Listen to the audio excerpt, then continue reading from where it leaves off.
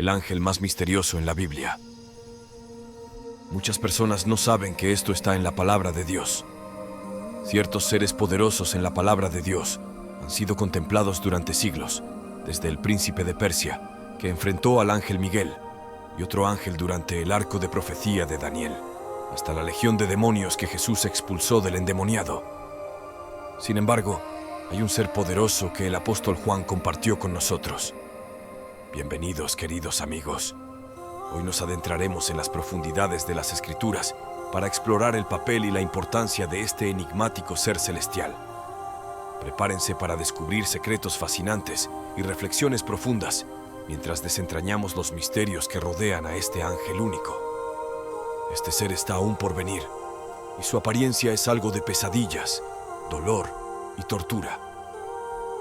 El apóstol Juan nos ha dejado con una vívida descripción de un ser poderoso que está por venir. La apariencia de este ser es tan aterradora que podría infundir miedo y causar miserias a cualquiera que oiga hablar de él. El ser causa un inmenso dolor y angustia a los involucrados. ¿Quién enfrentará a este ser poderoso? ¿Vendrán el arcángel Miguel o Jesús a derrotar a este ser? ¿O permitirá Dios mismo que este ser poderoso ande suelto? El apóstol Juan comparte esta profecía desde la isla de Patmos en el poderoso libro de Apocalipsis. El libro de Apocalipsis es distinto de otros libros en el Nuevo Testamento, no solo en su contenido, sino también en su origen. A diferencia de los otros libros que fueron escritos intencionalmente, Apocalipsis no estaba destinado inicialmente a ser escrito. Cada autor decidió tomar pluma y papel, ya sea él mismo o a través de un amanuense. Antes de escribir sus pensamientos, consideraba cuidadosamente lo que quería decir. Aunque fue inspirado por el Espíritu Santo, el texto resultante reflejaba su propio temperamento, carácter, perspectiva y experiencia. Juan no planeaba escribir el libro de Apocalipsis. De hecho, ni siquiera lo consideró. El libro entero le llegó como una revelación repentina e inesperada, tanto en forma verbal como visual. Mientras escuchaba esta asombrosa serie de voces y presenciaba las visiones, se le instruyó repetidamente que registrara todo lo que experimentaba. Él solo fue el amanuense que lo escribió. Entonces, ¿quién fue el autor real? El mensaje a menudo le fue transmitido por ángeles, pero también era lo que el Espíritu estaba diciendo a las iglesias, y era una revelación de Jesucristo, pero fue dada a Jesús por Dios. Por lo tanto, se involucró una cadena de comunicación compleja. Dios, Jesús, Espíritu, ángeles, Juan. Aquí es donde nos enteramos de Abadón. En las Escrituras, la revelación es la revelación de lo que está oculto para la humanidad, pero conocido por Dios. Hay algunas cosas que el hombre no puede conocer, a menos que Dios decida informarle. Es imposible para cualquier individuo tener un conocimiento completo de todo lo que sucede en el mundo, incluido el cielo y lo que depara el futuro. Por lo tanto, cualquier registro e interpretación de eventos por parte de un individuo está limitado por el tiempo y el espacio. Solo puede proporcionar un relato parcial de la historia. Juan primero ve la revelación de Jesucristo, luego es testigo del mismo trono de Dios. Todo entonces cambia. Dios comienza las 3 peores sentencias que jamás se hayan experimentado en el mundo entero. Apocalipsis 6 al 16 cubre a Satanás en la tierra. Este segmento particular puede ser difícil de comprender y poner en práctica. Desafortunadamente, hemos llegado a la parte desagradable. La situación empeorará antes de que se pueda ver alguna mejora. Es reconfortante saber que el escenario descrito en estos capítulos es el peor de los casos. Sin embargo, todavía es angustioso. Las sentencias se llevarán a cabo en 3 etapas. Cada etapa se lleva a cabo de manera épica. Las primeras se llaman sellos, las segundas trompetas y las terceras copas. Los primeros 4 de los 7 sellos se abren, liberando lo que se conoce como los 4 jinetes del Apocalipsis, porque los juicios aparecen metafóricamente como un caballo y su jinete, dejando destrucción a su paso. Luego comienzan las trompetas. En Apocalipsis 8 y 9, Juan describe un momento cerca del final del mundo, cuando los ángeles suenan 7 trompetas. Cada trompeta anuncia la llegada de una nueva ronda de juicios sobre la gente de la tierra. Las 7 trompetas se describen en Apocalipsis 8 y 9, así como en Apocalipsis 11 del 15 al 19. Las trompetas representan desastres. Los juicios anunciados por las 7 trompetas ocurrirán durante el período de tribulación al final del mundo. A 7 ángeles que están en la presencia de Dios se les dan 7 trompetas que se usarán para desatar otra ronda de juicios. La primera trompeta. Esta plaga destruye 1/3 de los árboles del mundo y consume toda la hierba. Este juicio tiene cierta similitud con la 7ª plaga de Egipto. La segunda trompeta. Según la Biblia, cuando el segundo ángel suena una trompeta en el cielo, se arroja al mar una gran montaña que está en llamas. Como resultado de este evento, 1/3 del mar se convierte en sangre, 1/3 de los barcos se hunden y 1/3 de las criaturas marinas mueren. Este juicio es similar a la primera plaga que ocurrió en Egipto. La tercera trompeta. El juicio de la tercera trompeta es similar al segundo, pero apunta a los lagos y ríos de agua dulce del mundo en lugar de a los océanos. Según las Escrituras, una gran estrella que arde como una antorcha caerá del cielo y contaminará 1/3 del suministro de agua del mundo. La cuarta trompeta. La cuarta de las 7 trompetas causa cambios en el cielo. Dice, 1/3 del sol, 1/3 de la luna y 1/3 de las estrellas fueron golpeados, lo que los hizo oscurecerse. Esto también se conoce como un lugar que está realmente lejos de la presencia y la bondad de Dios. Lucas 8:31 habla de un momento en el que Jesús se encuentra con un hombre controlado por demonios. Cuando Jesús les dice a estos espíritus malignos que salgan del hombre, ellos quedan petrificados y le piden a Jesús que no los envíe al abismo. El abismo es un lugar terrible para los espíritus malignos, donde serían castigados y sufrirían. Los espíritus malignos en el endemoniado le rogaban que no les ordenara ir al abismo. Esto muestra cuánto no quieren ir allí, porque es un lugar de sufrimiento para ellos. Entonces, ¿por qué se abriría este abismo? ¿Qué lo causa? La puerta del abismo se abre en el libro de Apocalipsis. Antes de que se abra el abismo, ocurren varios eventos importantes que conducen a ello. La apertura del abismo. Esto comienza con una llave, un símbolo de poder y autoridad. En Apocalipsis 9:1, la Biblia dice: Y el quinto ángel tocó la trompeta, y vi una estrella caída del cielo a la tierra, y se le dio la llave del pozo del abismo sin fondo. Este sería el quinto ángel que tocó una trompeta. Los primeros 4 sellos y trompetas entregaron juicios ejecutados contra la tierra. El texto nos muestra claramente que esta estrella es una persona. Se le dio. En el contexto, esta estrella se ve mejor como un ángel. Con la llave en la mano, el ángel se acercó al abismo. A medida que lo desbloqueaba, hubo un gran estruendo, como si la tierra misma estuviera gimiendo. La apertura del abismo era como la apertura de un pozo vasto y oscuro, y de él salía humo como si fuera de un horno gigante. Este humo era tan espeso y oscuro que oscurecía el sol, proyectando una sombra sobre la tierra. Apocalipsis 9 del 3 al 6. Entonces, del humo salieron langostas sobre la tierra y se les dio poder, como tienen poder los escorpiones de la tierra. Se les dijo que no dañaran la hierba de la tierra ni ninguna cosa verde, ni ningún árbol, sino solamente a los hombres que no tuviesen el sello de Dios en sus frentes. Y no les fue dado que los matasen, sino que los atormentasen 5 meses, y su tormento era como tormento de escorpión cuando hiere al hombre. Y en aquellos días los hombres buscarán la muerte, y no la hallarán, y desearán morir, y la muerte huirá de ellos. Estas langostas no son naturales, evitan las plantas y atacan a los humanos como escorpiones. Representan las hordas de demonios desatados sobre la tierra. Los que tienen el sello de Dios en sus frentes están protegidos, pero ningún otro lo está. Este es un juicio inevitable de Dios. El propósito de estas langostas y el período está expresamente gobernado por Dios. Y el propósito de todo esto es provocar el arrepentimiento, pero fallará severamente. Apocalipsis 9 del 20 al 21. Y los otros hombres que no fueron muertos con estas plagas, ni aun así se arrepintieron de las obras de sus manos para no adorar a los demonios y a los ídolos de oro y de plata y de bronce y de piedra y de madera, los cuales no pueden ver, ni oír, ni andar, y no se arrepintieron de sus homicidios, ni de sus hechicerías, ni de su fornicación, ni de sus hurtos. Esta estrella abrió el abismo. Apocalipsis 9, 2. Desatando un batallón de soldados demoníacos parecidos a una plaga de langostas que se asemejan a caballos preparados para la batalla. Apocalipsis 9, 7. La muerte no ofrecerá ninguna escapatoria de este tormento prolongado.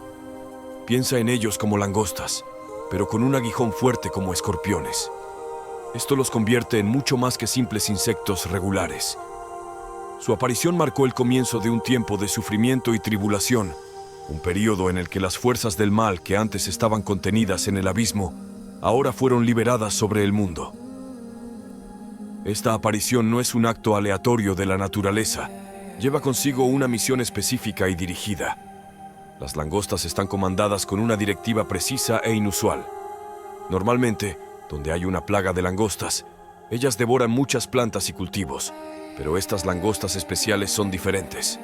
No destruyen plantas, en cambio, van tras ciertas personas, aquellas que no tienen una marca especial de Dios en sus frentes. Esta marca es como un signo de la protección de Dios. Este evento extraordinario no se trata solo de la apariencia física de estos seres parecidos a langostas, sino también de las implicaciones espirituales más profundas. Sirve como un recordatorio contundente de las decisiones que toman las personas y las consecuencias que siguen.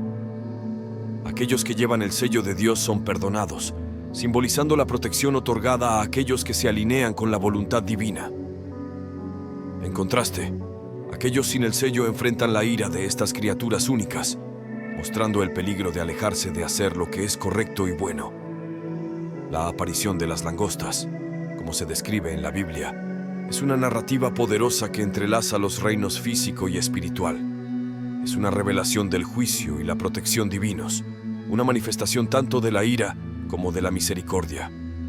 Sirve como un recordatorio sobrio de la importancia de la fe y la realidad de la guerra espiritual, en un mundo que a menudo parece dominado por lo tangible y lo temporal. Luego llega el líder de estas langostas. Hay un personaje poderoso y misterioso llamado el Rey del Abismo. Este ser es más que una simple leyenda. Es una parte significativa de las historias bíblicas sobre el fin del mundo. Apocalipsis 9, 11 lo presenta con una claridad escalofriante. Tienen sobre ellos como rey al ángel del abismo. Su nombre en hebreo es Abadón, y en el griego tiene el nombre de Apolión. Leemos: y tienen sobre ellos como rey. Esta es otra evidencia que sugiere que las criaturas en cuestión no son verdaderas langostas. Según la Biblia, las langostas reales no tienen un rey. La Biblia dice en Proverbios 30, 27, que aunque las langostas no tienen rey, todas avanzan en filas. Sin embargo, esta plaga particular de langostas sí tiene un rey. Para entender realmente quién es este personaje, debemos examinar de cerca cómo se le conoce. Se le llama el Rey del Abismo. No es como los reyes normales. Gobierna sobre un lugar llamado el Abismo, que generalmente se considera como un lugar lleno de caos y viejos temores profundos. El nombre Abadón en hebreo y Apolión en griego se traducen ambos como destructor. Estos nombres no son meras etiquetas, sino reflejos de su naturaleza y del papel que desempeña en la narrativa celestial. No es solo un destructor de estructuras físicas, sino de ideales, esperanza y posiblemente los valores morales que mantienen unidas a las sociedades. Su llegada significa que todo comienza a desmoronarse y la línea entre el caos y el mundo real comienza a difuminarse. En el contexto más amplio de la Biblia, el Rey del Abismo representa un contraste con los temas de creación, orden y salvación que fluyen a través de las Escrituras. Donde Dios habla de crear y sostener, Abadón habla de terminar y deshacer. Su papel en el libro de Apocalipsis es particularmente significativo. Es un signo del juicio final, mostrándonos que el poder terrenal no dura para siempre y que, al final, el justo juicio de Dios siempre prevalecerá. La imagen de las langostas sobre las cuales Él gobierna también es simbólica. En la Biblia, las langostas a menudo se ven como instrumentos de la ira divina, agentes de destrucción que consumen y devastan, como se ve en las plagas de Egipto en el Éxodo. El Rey del Abismo, que lidera este gran grupo, representa una fuerza de juicio poderosa e inevitable. El Rey del Abismo, Abadón o Apolión, es una figura significativa en la Biblia. Representa el concepto de destrucción, no solo en un sentido físico, sino como una fuerza celestial. Su reinado sobre el abismo y las langostas lo establece como un símbolo de los últimos tiempos. Esta frase nos recuerda que todo en la tierra es temporal, y eventualmente el poder y el plan de Dios controlarán todo. Abadón, un ser bajo Satanás, supervisa un abismo de langostas que aparecerá en los últimos días. Debido a que el Antiguo Testamento y el Nuevo Testamento fueron escritos en idiomas diferentes, la palabra para destructor en griego será diferente que la palabra en hebreo. Esto es algo que debemos tener en cuenta en todo momento. Aunque solo vemos la instancia en la segunda mitad de la Biblia, en Apocalipsis 9, 11, 5 versículos en el Antiguo Testamento usan la palabra. Abadón en el Antiguo Testamento parece significar destrucción.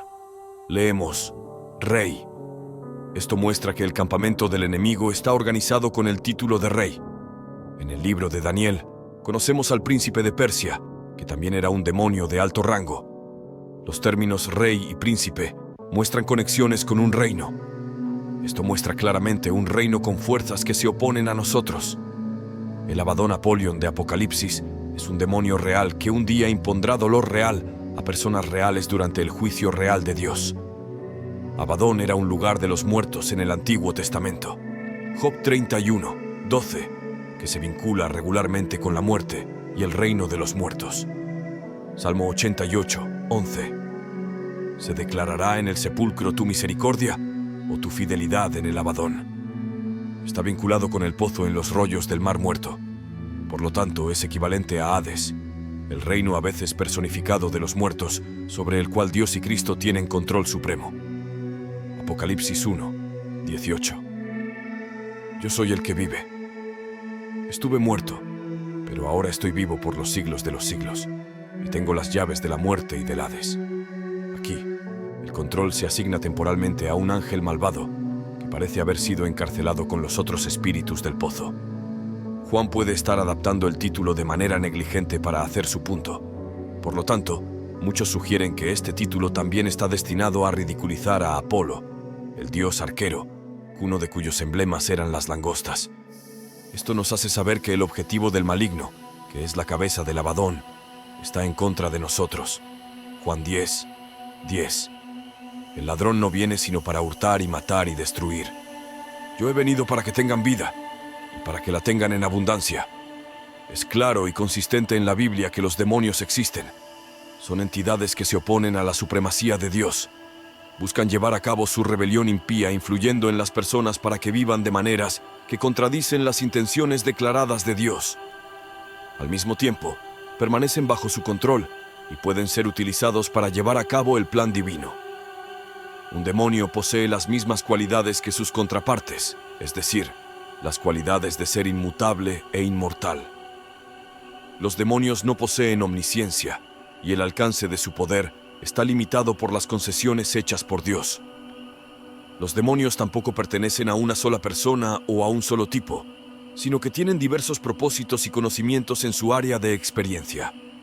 Aquí hay algunos hechos que debemos tener en cuenta. Primero, Dios está en control último. Nuestro Padre Celestial no es el destructor, pero Dios mismo ha causado esta destrucción como parte de su justo juicio. Mientras que Satanás es malvado y poderoso, no es omnipotente. Abadón no tiene poder completo sobre los demonios del infierno, esas langostas que emergen del abismo. Apocalipsis 9, 4. Se les mandó que no dañasen la hierba de la tierra, ni cosa verde alguna, ni ningún árbol, sino solamente a los hombres que no tienen el sello de Dios en sus frentes.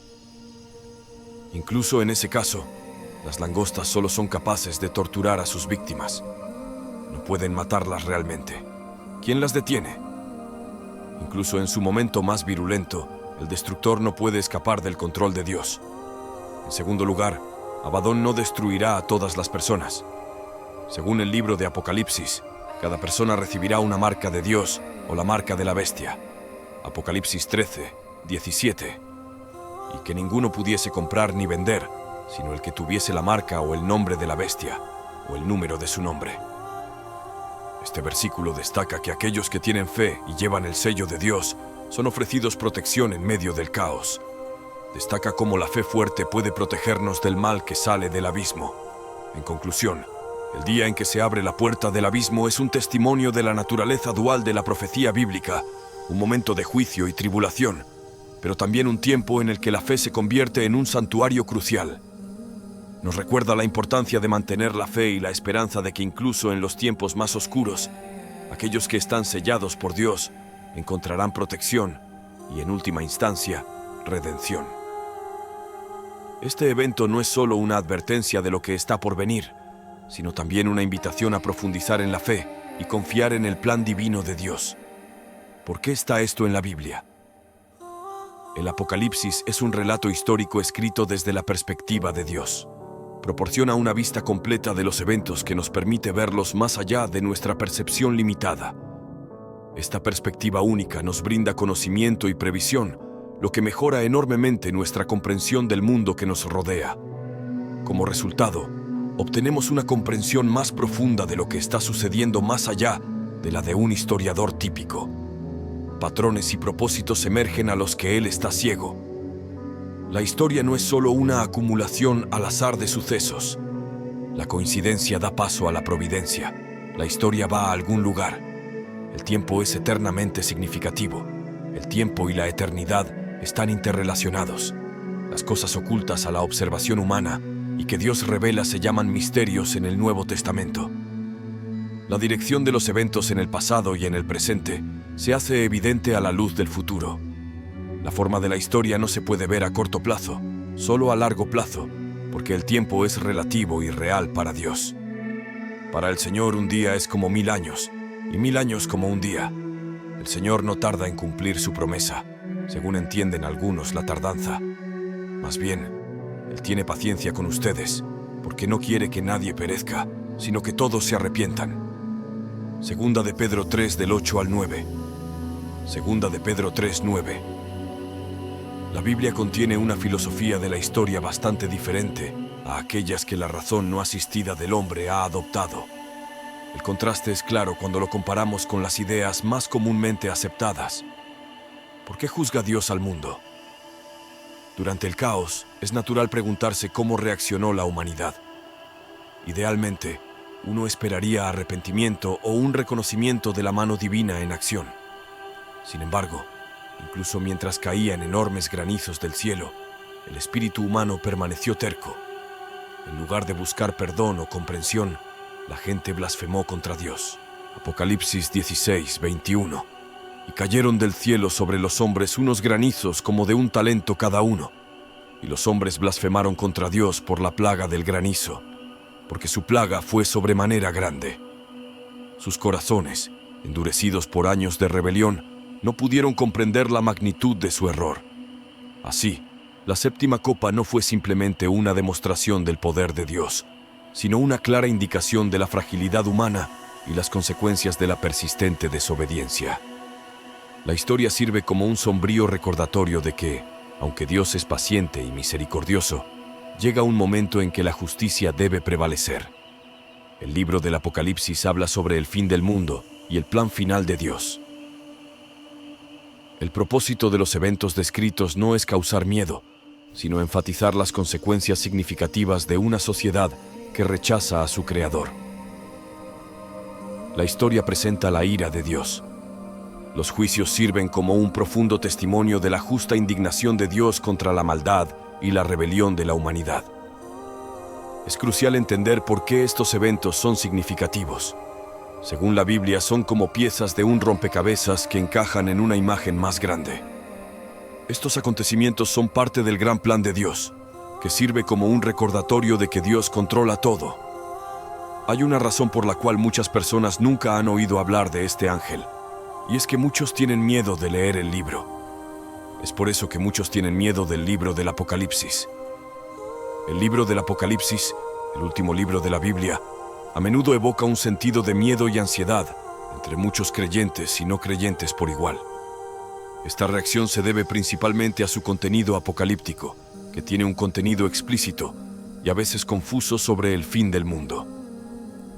El Apocalipsis es el único libro de la Biblia al que se han adjuntado directamente sanciones divinas de recompensa y castigo. Por un lado, una bendición especial vendrá sobre aquellos que lo lean en voz alta, tanto para sí mismos como para otros, y que guarden las palabras meditándolas y aplicándolas en sus vidas. Por otro lado, aquellos que alteren su texto se atraerán una maldición única sobre sí mismos. Si esto se hace mediante adiciones o inserciones, las plagas descritas en el libro se agregarán a la experiencia del culpable. Si se hace mediante sustracciones, mediante eliminaciones, se le quitará al culpable su parte de la vida eterna en la Nueva Jerusalén. Dios claramente otorga un alto valor a la información y revelaciones contenidas aquí, como lo demuestran la bendición y la maldición.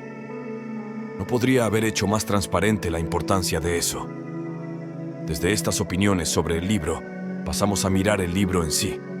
Consideremos primero su posición en la Biblia. Así como Génesis no podría estar en otro lugar que no fuera al principio, Apocalipsis no podría estar en otro lugar que no fuera al final. De muchas maneras completa la historia. Las descripciones y símbolos en el libro del Apocalipsis suelen ser difíciles de entender y confusos. Los símbolos comunes incluyen bestias, dragones y números, cada uno con profundos significados simbólicos. Por ejemplo, Apocalipsis 13, uno habla sobre una bestia que surge del mar con 10 cuernos y 7 cabezas, adornada con 10 coronas. Tal imaginería no solo es difícil de entender, sino que también puede ser aterradora. El desafío para interpretar estos símbolos contribuye al miedo.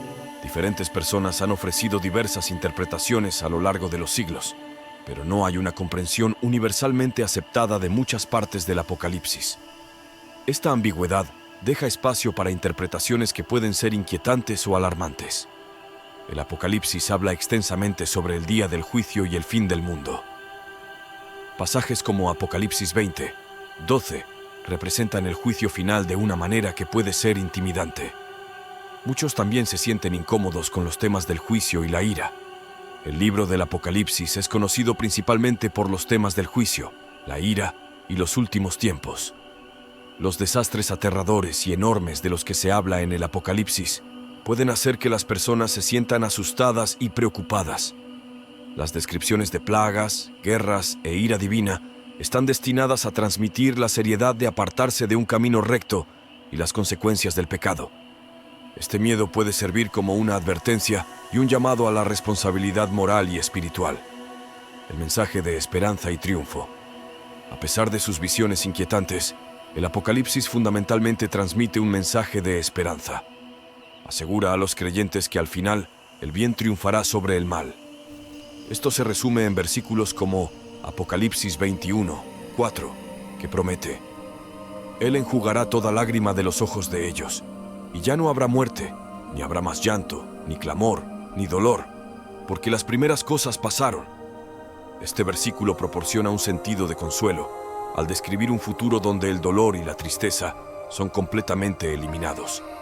También refuerza la creencia en la soberanía de Dios, significando su autoridad suprema sobre los eventos del mundo. Nos asegura que no importa cuán caótico o aterrador pueda parecer el mundo, Dios siempre está en control.